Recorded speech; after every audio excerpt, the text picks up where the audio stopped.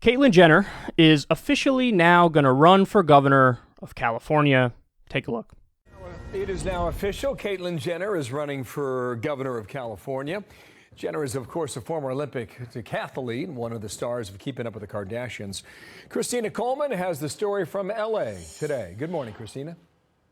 Hi, good morning, Bill. Reality star and former Olympian Caitlyn Jenner is throwing her hat in the ring for governor of California. She just announced she has filed initial paperwork to run for office. And in just the last hour, she tweeted, "I'm in. California is worth fighting for." She then directs her 3.5 million followers to her campaign website, Caitlyn for California. It doesn't list off any of her policy positions, but they're already selling merchandise from California wine glasses to bumper stickers. She also just released a statement stating why she wants to run. It says in part, "For the past decade, we have seen the glimmer of the Golden State reduced by one-party rule that places politics over progress and special interest over people. Sacramento needs an honest leader with a clear vision." And there's definitely going to be a lot more vision and eyes on this effort to recall Governor Gavin Newsom, with Caitlyn Jenner announcing her bid for office. Her supporters believe her celebrity status will definitely help. Jenner publicly showed support for Trump before. She's a longtime Republican and a transgender rights activist in this deep blue state. Axios reports that a campaign advisor says that Jenner is running as someone that's socially liberal and a fiscally conservative person. In her announcement today, she already slammed California's COVID lockdowns, calling them over-restrictive. She also criticized the state's taxes, saying they're way too high, killing jobs and hurting families. Now, as for the recall election, it's not official yet, but everyone in California expects it to happen. You're going to get a lot of attention on this. Thanks, Christina. Nice to see you in L.A. today. This is hilarious, and I'm really interested to see how Republicans react to this, especially if she sort of leans into pro-Trump stuff. So apparently she was very pro-Trump until Trump came out against trans people in the military, and then she turned on Trump and was really mad at him and sort of abandoned him. But if she starts leaning now into more pro-Trump themes, I wonder if Republicans in California are going to be like, "I agree with her, man. What am I going to do? Like, I got to go vote for her." I mean, that'd be hilarious. Her chances of winning are 0.001%. There's just, I mean, I guess there's an argument she's only doing it as a publicity stunt, and maybe she's recording some sort of TV show that they'll release about this, which will get her more money, more fame, so on and so forth. Because it's hard to imagine that she thinks she really has a chance. It's really hard to imagine that. Arnold Schwarzenegger won the governorship in California. If she thinks she's going to repeat that, I think she's got another thing coming.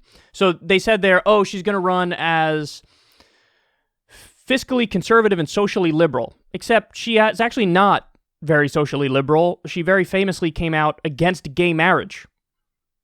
When she was already trans, she came out against gay marriage. She said, "I'm a very traditional woman." Isn't that amazing? Talk about the exact opposite of solidarity with the LGBTQ community. It is just, that is astonishing, son. So what's interesting is that, so there were some trans rights groups that already came out and said, "We don't want her to be governor, we're against her." And I like that a lot, because what it shows is something we argue all the time on this show, which is that values override identity 100% of the time for everybody. And so whenever people pretend to prioritize identity more, it's just a gross trick. They don't really mean it. They don't really believe it. They're using identity as, a way to deflect from other issues and sort of divert your attention. So I was actually very happy that a lot of trans rights groups were like, "Yeah, we want a trans governor. We want, trans people elected, but not her, because we don't agree with her politics." That's right. That's good. But the two most important points here, Number one is, they said it right there. She says, "I'm going to run for governor." She doesn't list any of her policy positions. Right there, I automatically lose all respect for you. Because the whole point of being governor is like, here's what I believe in, here's what I want to change. And to have like a list of priorities that's very clear cut And you can even show what do you prioritize more? What's your number one issue, so on and so forth. I mean, that's, even if I disagree with you, but you run for office and it's clear you're running on the issues, at least I get it. And at least I see, oh, you understand what the job is. But if you say, I'm going to run for any office, and you don't release your policy position, what? That's the most absurd thing I've ever heard. Why should anybody vote for you? Ever? Hey, I'm not going to tell you what I believe, but you should vote for me. Well, why would I vote for you if the whole point of me voting is it's supposed to be, let me vote for people who have the same vision I have and want the same society I want and want the same policies I want. I mean, honestly, it is the most openly and ridiculously narcissistic thing I've ever seen. I'm going to run for governor, but I'm not going to tell you what I believe about anything yet. But vote for me and support me. Imagine asking for donations, running for office, and you're like, oh, I'm not going to tell you what I believe in. What? So that's one of the most important points. The most important point, though, is, guys, Caitlyn Jenner killed somebody. She killed somebody with her car and got away with it. She killed somebody with her car and got away with it.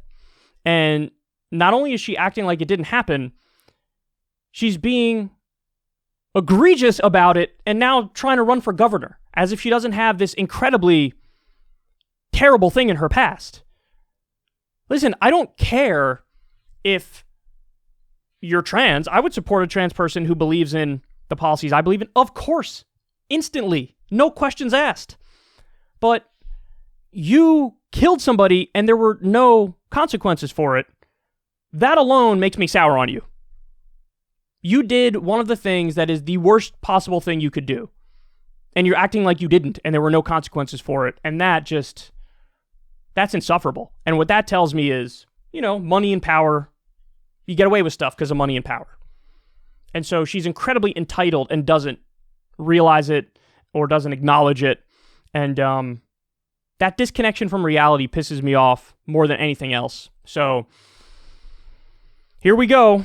We'll see what ends up happening, but American politics, even though it was already phenomenally weird with the reality star guy becoming president, somehow got even weirder.